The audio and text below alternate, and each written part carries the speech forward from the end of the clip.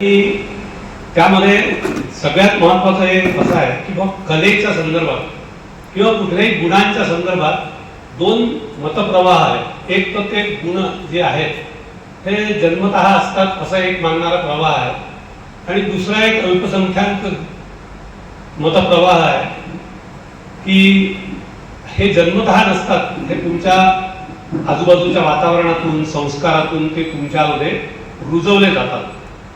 तर त्या दुसऱ्या मतप्रवाहाचा मी आहे, त्याच्याबद्दल विस्ताराने वेगळं बोलता येईल, पण मी सांगतो या ठिकाणी यासाठी आहे. पण ज्यांच्याबद्दल मी म्हणतोय की जे असं मानतात जन्मतःच हा जे गुण वगैरे असतात हे देखील अजाणतेपणी ही गोष्ट मानून चालतात. म्हणजे आपण साधं उदाहरण देऊ की आपल्या मुलांना आपल्याला परवडो न परवडो, त्याला झेपो न झेपो, इंग्लिश मीडियम मध्ये शिकवायला पाठवतात. त्याचं कारण काय? तर ते असं समज आहे की इंग्लिश बोलता आलं म्हणजे तो मुलगा फार समाजात पुढे जाईल. म्हणजे त्यांनाही असं वाटतं की आजूबाजूचं वातावरण जे काही आहे त्या वातावरणातून तो शिकेल. पण हे सामान्यतया मानत नाही. तर त्याच्यामुळे त्याला प्रतिभा वगैरे जन्मजात असते वगैरे असं मानणारे लोक असतात. पण ही जी काही आपल्या अंगी प्रतिभा असते ती लहानपणापासून आपण जर मुलं ऑब्झर्व केलं तर ते सगळ्या गोष्टी करतात. तुमचं नक्कलही करतं, आई बाबाची नक्कल करतं, टीचरचाही असा खेळ खेळतात आपसात, गाणे म्हणतं, काही पण त्यातल्या कोणत्या गोष्टीला त्याला खतपाणी मिळतं त्याच्याप्रमाणे ते विकसित होत असतं. तर तीच कल्पना या कविवार मागे आहे की तुम्ही लिहिता तर ते लिहिता ते कितपत व्यवस्थित लिहिता. अदरवाईज तुम्ही कुठेतरी पब्लिश करता, पेपर्सलाही भरपूर आपले कॉलम भरायचे असतात, त्याच्यामुळे ते कविता छापून येतात. छापून आली की आपल्याला वाटतं नाही आपण फार चांगले कवी झालो. पण आपल्यातले जे काही कमी आहे, दोष आहे, ते आपल्याला कोण दाखवेल? तर आज तर अजिबातच अशी पद्धत नाही की तोंडावर सांगायचं नाही रे बाबा तुझं काही ठीक नाही झालं. कोणी दिसलं की त्याला वा छान छान. आमच्या नाटकाच्या एक क्षेत्रात असंच आहे की बाबा नाटक आटपलं की स्टेजवर जायचं, सगळ्यांना हात मिळवायचा, वा सुंदर सुंदर, आणि खाली उतरलं हॉलच्या बाहेर पडलं की चालू अरे काय फालतू नाटक होतं, काय ऍक्टिंग केली. मग हीच जी काही आपली मतं आहेत ती त्याला स्पष्टपणे सांगितली आणि चांगल्या भावनेतून, ती चांगल्या भावनेतून सांगायची आणि समोरच्यांनीही चांगल्या भावनेतून घ्यायची आणि आपल्यात सुधार करण्याकरता त्याचा उपयोग करायचा. ही कल्पना कविवारची आहे. कविवार जेव्हा सुरू झाला 2015 मध्ये, त्यावेळी आमच्या सोबत असं नाही की सगळे नवाडे कवी होते. महाराष्ट्र पातळीवर ज्यांना मान्यता आहे असे 4-5 जण होते. त्यातले 2 जण इथे उपस्थित आहेत. पद्मरेखा आहे, किशोर मुघल आहेत, श्रीपाद जोशी स्वतः, बनसोड सर आहेत आणि प्रशांत मणकुवार म्हणजे आमचा पहिला व्हॉट्सअपचा ग्रुपही त्यांनीच बनवला होता. तो आज अनेक सिनेमामध्ये गाणी लिहितोय. तर असे ज्यांना ते सगळं तंत्र साध्य झालं होतं असे लोक सुद्धा त्यात होते.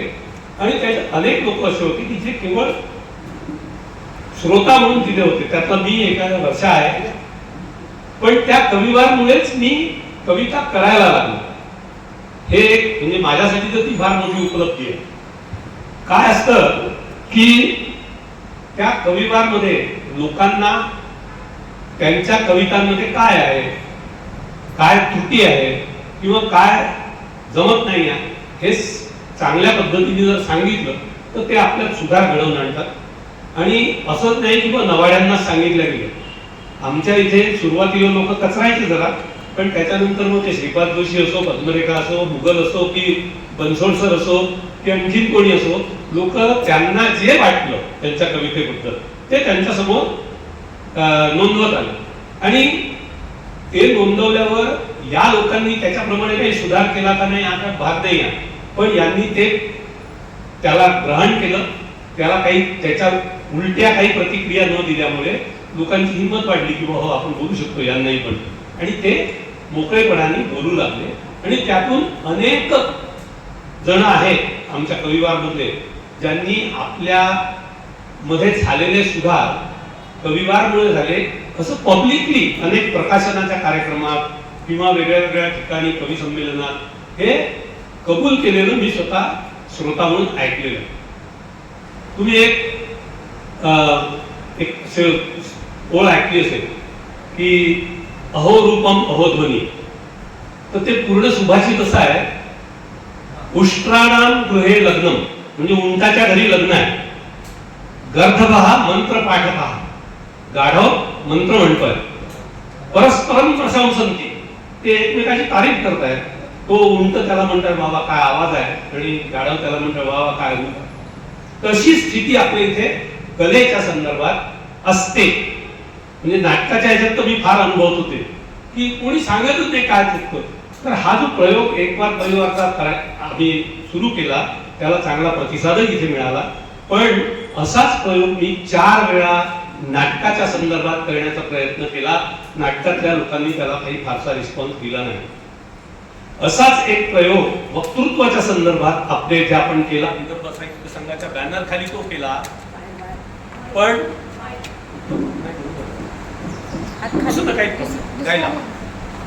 तर तो प्रयोग जो आहे तो विदर्भ साहित्य संघाच्या गोंडवत शाखेच्या बॅनर खाली आम्ही केला. तर त्याच्यात ते काही संस्थांच्या ज्या काही अडचणी असतात त्यातून तो पुन्हा 8-10 वक्त्यांच्या नंतर काही होऊ शकला नाही. पण कविवारमध्ये गेली 10 वर्ष ब्रेक घेऊन असो, साधारण आम्ही 7-8 त्याला काय म्हणतात आजकाल त्या सिरीजच्या संदर्भात सीझन 7-8 सीझन आमचे झाले. आणि सुरुवातीच्या काळात 40-50 कवी आमच्या कार्यक्रमात राहायचे. 15 साली, 15 आणि 16ला ते हळूहळू कमी होत गेले. कारण ज्यांना ते पचनी पडलं नाही की आपल्यातले दोष दाखवले जाणं, ते हळूहळू त्यातून वजा व्हायला लागले. पण अनेक लोक त्या ठिकाणी जे टिकले ते म्हणजे त्यातून चांगले चांगले कवी घडले. आणि मी तर माझा अनुभव तर सांगितलं की मी लिहायलाच कविवार मधून लागलो. आणि हे जी हेल्दी टीका जी आहे की किती आवश्यक आहे, की आपल्या इथे तुकाराम महाराज म्हणतात की निंदकाचे घर असावे शेजारी, चित्तशुद्धी होय त्यापरी, असं ते म्हणतात. तुकाराम महाराज फक्त अशी सदिच्छा व्यक्त करतात की निंदकाचे घर असावे शेजारी. त्यांच्या 200 वर्ष आधी महात्मा जे कबीर हे त्याच्यापेक्षा खतरनाक गोष्ट सांगतात. ते म्हणतात की निंदक नियरे राखीये अंगण कुटी छवाय. म्हणजे केवळ असावा नाही म्हणत ते म्हणतात असला पाहिजे, त्याला आपल्या अंगणात घर बांधून दे.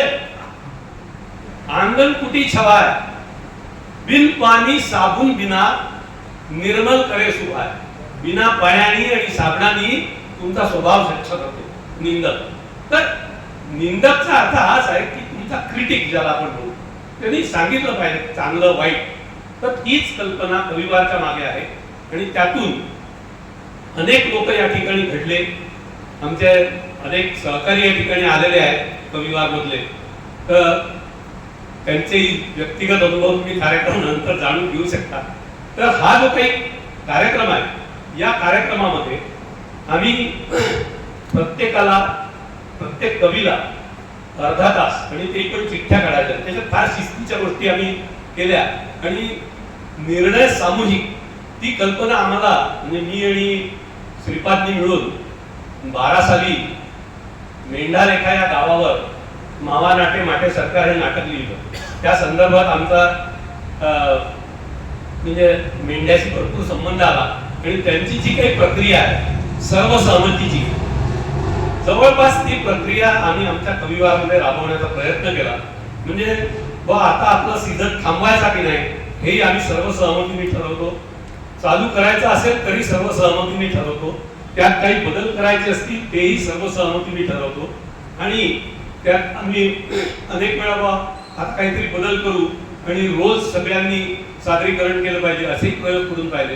पण ते कवी संमेलनासारखे जे प्रयोग आहेत त्यातून तुम्हाला जी सुधारण्याची संधी आहे ती मिळत नाही. लक्षात आल्यावर आम्ही त्या मूळ पदावर आलो. आणि अर्धा तास एका कवीने चिठ्ठ्या काढायच्या, ज्याचा नंबर येईल त्यांनी आपल्या अर्धा तास कविता सादर करायच्या. त्यानंतर उपस्थित सगळ्या श्रोत्यांनी आपले मत त्या कवीला सांगायचे कविते संदर्भात. जे चांगलं असेल ते चांगलंही सांगायचं, पण त्यात काही आपल्याला दोष वाटत असतील तर तेही सांगायचे. तर आता त्यात जसं मी सांगितलं होतं, मी वर्षा त्या आम्ही श्रोते म्हणून तिथे गेलो, मी हळूहळू लिहायला लागलो. पण वर्षातच सतत 10 वर्ष श्रोता म्हणूनच त्या ठिकाणी कंटिन्युअस राहिले. इतरही आमचे श्रोते, जसं ज्या गुंडू बुधवारचा उल्लेख झाला इथे, त्यांच्या शाळेत हे आम्ही करत असतो. गुंडू बुधवारांचे फॅमिली जवळपास म्हणजे राजाभाऊ चालते फिरते होते तेपर्यंत तेही राहायचे, नाना हयात होते तोपर्यंत नानाही राहायचे. आत्ताही त्या येऊन बसतात अनेक वेळा. तर असं श्रोते म्हणूनही बरेच लोक आहेत की जे सादरीकरण करत नाही पण श्रोते म्हणून असतात. तर या